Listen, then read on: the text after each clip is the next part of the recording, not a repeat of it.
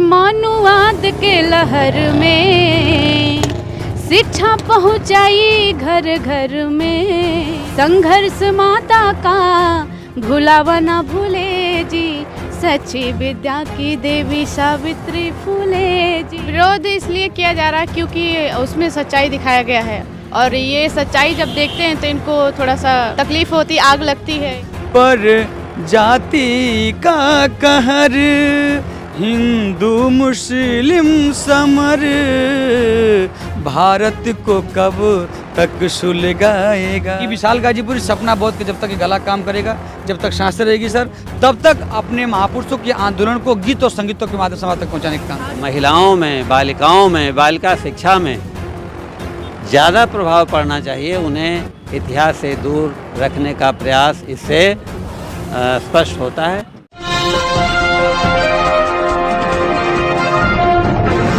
संयोग से आज जिस थिएटर में हम लोग मूवी देखने आए, फूले मूवी ऐतिहासिक फिल्म कही जा सकती है, उसी में विशाल गाजीपुरी, सपना बौद्ध जी, मनसाराम वर्मा जी डिप्टी डायरेक्टर रहे हैं माध्यमिक शिक्षा विभाग में।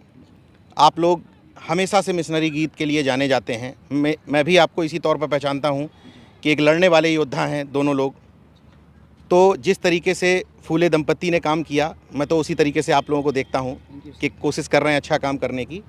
तो मैं पहले आपसे पूछूंगा, क्योंकि ये फिल्म मुझे लगता है कि महिलाओं को ज़रूर देखनी चाहिए। फिल्म से पहले क्या परसेप्शन था आपका कि क्यों विरोध हो रहा होगा? फिल्म देखने के बाद क्या लगता है कि विरोध क्यों किया जा रहा था इस फिल्म का?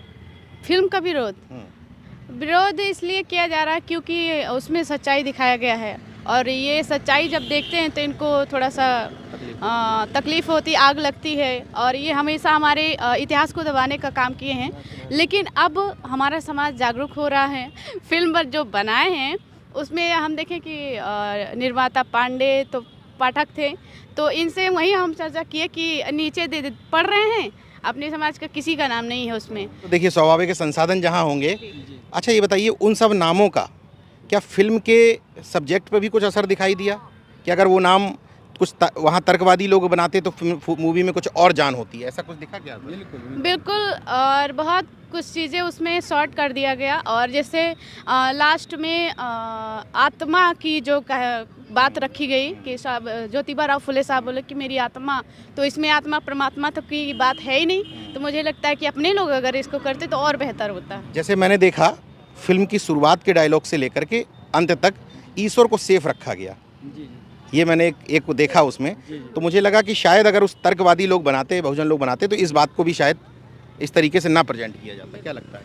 मैं एक गायक कलाकार हूँ सर, सामाजिक गायक हूँ और बहुजन मिशन गायक कलाकार हूँ। तो मैं अपने गीत के माध्यम से बात करना चाहूँगा कि रोगों का करम लगा रहेगा, रोगों का करम लगा रहेगा, एक आएगा एक जाएगा, एक आएगा एक जाएगा, पर जाति का कहर, हिंदू मुस्लिम समर, भारत को कब तक सुलगाएगा, एक आएगा एक जाएगा।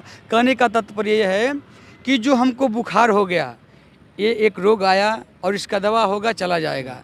कोरोना वायरस आया, उसका इलाज हुआ, वो चला गया। लेकिन इस देश में जो मनुवाद का जो ब्राह्मणवादी जो वायरस है, मनुवादी वायरस है, वो इस देश से कब तक जाएगा, कब जाएगा? ब्राह्मण और ये हिंदू मुस्लिम में कब तक लड़ाएगा? हमको कब तक गुलाम बना कर रहेगा? कब तक जातिवादी का मामला चलेगा? ये इस देश से कहर कब जाएगा? मुश्किल है। समतावादी सोच जब हम लोग करेंगे तो ये भी जाएगा।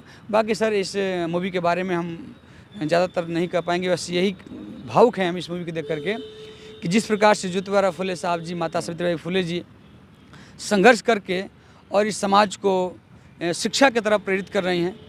और वो आज हम उनमें एक और नाम ऐड करेंगे, माता जो फातिमा शेख जी का, कि उनका अहम भूमिका है कि उन्होंने भी क्लास ज्वाइन करके और शिक्षा लेकर के बच्चों को शिक्षित करने के लिए प्रेरित करती हैं। और अपने उस्मान शेख, फातिमा शेख जगह दे करके, ये सब लोग जानते हैं, उन्होंने भी इस फिल्म में दिखाया है। बाकी बहुत ही बेस्ट लगा सर। इसमें हम लोग बहुत काफ़ी, चूँकि दोनों लोग हम लोग आपस में बात कर रहे थे कि देखिए हम लोग भी जो वर्क करते हैं गांव में, ये आपस में हम लोग डिस्कस कर रहे थे इसी तरह की तकलीफ कि इसी तरह की तकलीफें होती है। कुछ लोग कहता है कि ये विशाल गाजीपुरी सपना बोध को कहीं और से फंडिंग आ रहा है, कर रहा है, तो कोई कह रहा कि इसको जान से मार देंगे, तो कोई कहता कि मुकदमा एक और करा दो, तो तमाम तरह के लोग कहते हैं सर। लेकिन हाँ, उन लोगों ने उनकी जो संकल्प जो था मजबूत था, उन्होंने अपने करके दिखाया। हम लोग भी दोनों लोग लगे हैं। अपने फ़ोटो बाबा साहब के फ़ोटो के सामने और तथागत गौतम बुद्ध जी के फ़ोटो के सामने और ज्योतिबा फुले साहब, माता सावित्रीबाई फुले जी के फ़ोटो के सामने हम लोग संकल्प लिए हैं कि विशाल गाजीपुरी सपना बोध के जब तक ये गला काम करेगा, जब तक सांसें रहेगी सर, तब तक अपने महापुरुषों के आंदोलन को गीत और संगीतों के माध्यम से वहाँ तक पहुँचाने का काम और करेंगे। दूसरी बात ये कि जो लोग, कुछ लोग की मैं बात कर रही हूँ, वो अन्यथा नहीं लेंगे। कुछ लोग कहते हैं कि मैं आजीवन कुंवारा रहूँगा, मैं समाज के लिए काम करूँगा। तो ज्योतिबा फुले साहब और माता सावित्रीबाई फुले उदाहरण है कि हम शादीशुदा होकर भी समाज का काम कर बाबा सकते साहब हैं। नहीं, बाबा साहब उदाहरण बाबा है। साहब ही हैं हमारे, बाबा साहब हैं, गौतम बुद्ध जी हैं, हमारे बहुत सारे महापुरुष हैं जिनका उदाहरण। देखिए वो तो खैर बहाने हैं कि मैं ये नहीं करता, मेरे बच्चे नहीं होते तो मैं ये क्रांति कर देता। वो जिसको करना है वो करेगा, जिसको नहीं करना वो नहीं करेगा। यही वो जोड़ी है जिसने गाना गाया था आया देश विक्रेता और उसके बाद स्टूडियो जला दिया गया था। इसका मतलब वो दंश ये दोनों लोग झेल रहे हैं। इसलिए मुझे लगा कि इस मूवी को देखने के बाद आप दोनों लोगों से बातचीत करना ज़रूरी पहली है। बात सर कि हम लोग लाइफ में, मैं इतनी बड़ी हो गई, अभी तक तो मैं फिल्म देखने कभी गई नहीं, ना ये गए ना मैं मैं भी मेरी नहीं गया। ज़िंदगी का, हम दोनों का ज़िंदगी का पहला ये फिल्म था जो हम लोग टिकट ले गए फिल्म देखने गए थे। एक और अच्छी बात है, कल भी मैंने इंटरव्यू किए थे 2 लोगों के, तो इस फिल्म ने एक अलग तरह के दर्शक वर्ग पैदा किया है। जो लोग कभी भी थिएटर तक नहीं जाते थे, लेकिन इस फिल्म के विरोध ने लोगों को मजबूर कर दिया कि आखिर हम देखते हैं कि आखिर इन लोगों को मिर्ची लग क्यों रही है। और एक छोटा सा गाना है कि माता सावित्रीबाई फुले जी जो संघर्ष की, उसके ऊपर एक छोटा सा गाना था मेरा कि मनुवाद के लहर में शिक्षा पहुँचाई घर घर में, संघर्ष माता का भुलावा ना भूले जी, संघर्ष माता का भुलावा ना भूले जी, सच्ची विद्या की देवी सावित्री फुले जी, विद्या की देवी माता सावित्री फुले जी। हिंदू धर्म में बुरा हाल था सब नारी का, पढ़ना था पाप जुल्म लिखना बेचारी का। मैं कहा गया था कि उनके धर्म में कहा गया था कि जो महिला अगर शिक्षित हो जाती है तो वो विधवा हो जाएगी, या कुंवारी लड़कियां जो शिक्षा ग्रहण कर लेंगी, उनका शादी होगा तो उनका पति मर जाएगा। लेकिन माता सावित्रीबाई फुले इसको सीधे गलत साबित की कि हिंदू धर्म में बुरा हाल था सब नारी का, पढ़ना था पाप जुल्म लिखना बेचारी का, नारी उद्धार की हुंकार जो भरे जी, नारी उद्धार की हुंकार जो भरे जी, सच्ची विद्या की देवी सावित्री फुले जी, विद्या की देवी माता सावित्री फुले जी। बाकी यूट्यूब विशाल गाजीपुरी ऑफिशियल पे सब गाना है। आज फिल्म देखने हमारे साथ आप भी थिएटर में थे। मनसाराम वर्मा जी हैं, डिप्टी डायरेक्टर रहे हैं माध्यमिक शिक्षा में। तो मैं सवाल इसलिए पूछ रहा हूं क्योंकि शिक्षा पर आधारित मूवी में भी शिक्षा का महत्व दिखाया गया। सावित्रीबाई फुले को शिक्षा की देवी यानी कि ज्ञान की देवी अब लोग मानने लगे हैं। कि लगता है कि इस इतिहास को छुपा के दबा के रखा गया, सिलेबस से एकदम दूर करके रखा गया, इतने महान कैरेक्टर को कभी पढ़ाया ही नहीं गया। एक एजुकेशन में अधिकारी होने के नाते किस तरीके से फिल्म को देखते हैं? बिल्कुल, हम आप ये समझते हैं कि एजुकेशन में जो करिकुलम है उसका बहुत बड़ा रोल होता है अपने नौजवानों को आगे की दिशा और दशा में शिक्षा को समझने का। परंतु ये जो मूवी बड़े प्रयास से जैसे भी बनी है और अब दिख रही है, हालांकि इस मूवी के प्रदर्शन से पूर्व तमाम इस तरह के क्रियाकलाप हुए हैं जो हमें पुराने समय में जो अंधविश्वास और पाखंड होते रहे हैं उनकी तरफ फिर हमारे मन को उधर आकर्षित करने में ये मूवी कामयाब हो रही है। परंतु उसी के साथ ही तमाम विरोधों को भी झेलते हुए भी ये मूवी अपने साथ उन ऐतिहासिक तथ्यों पर जिन पर धूल डालकर उन तथ्यों को समाज से अपने पिछली पीढ़ी के लोगों से छुपाने का जो प्रयास हो रहा था, वो अनिवार्य रूप से महिलाओं को, युवाओं को, सभी वयोवृद्ध सबको इन तथ्यों को समझने में उनको मदद मिलेगी और जो अनछुए इतिहास के वे तथ्य उनकी तरफ इन्होंने इसमें पिक्चर में उस तरफ इशारा भी किया है और कुछ खुला भी है। अभी बहुत कुछ खुलना बाकी है, जहाँ पर उस मूवी में सावित्रीबाई फुले जी ने उस पाखंडवादियों के इशारे पर उनको धमकाने की जो चेष्टा की जा रही थी, उसमें सावित्रीबाई फुले का वो दिया हुआ थप्पड़ मुझे लगता है कि महिलाओं के अंदर सोते हुए उन भावनाओं को जगाने में, उन्हें सशक्त करने में और समाज में अपने रोल को पहचानने में भूमिका अवश्य निभाएगी। बहुत बहुत धन्यवाद। केवल एक सवाल ये कि जानबूझकर के सिलेबस से इस तरह के महानायकों को दूर रखा गया?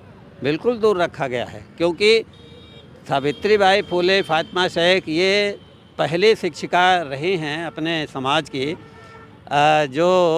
जिन्होंने बालिका शिक्षा के लिए प्रथम प्रयास किया है और प्रथम प्रयास करने वालों को भी इतने दिनों बाद हम आज़ादी के 75 साल के ये अमृतोत्सव मना रहे हैं, जहां महिलाओं के सशक्तिकरण की बात कर रहे हैं, जिनके व्यक्तित्व को पाठ्यक्रम में रखने पर महिलाओं में, बालिकाओं में, बालिका शिक्षा में ज़्यादा प्रभाव पड़ना चाहिए। उन्हें इतिहास से दूर रखने का प्रयास इससे स्पष्ट होता है। परंतु अब ये फिल्म जो छुपे हुए इतिहास है उनको समाज में, युवाओं में पहुंचाने में अपने संदेश को कामयाब होगी, मैं ऐसा मानता हूँ। बहरहाल फिल्म मैंने भी देखी है और ये दोनों ही धर्म, हिंदू और मुस्लिम दोनों ही धर्म के जो पाखंड हैं उनको उजागर करती है। इन दोनों ही धर्मों के मठाधीशों की तरफ इशारा करती है कि किस तरीके से ये लोग शिक्षा के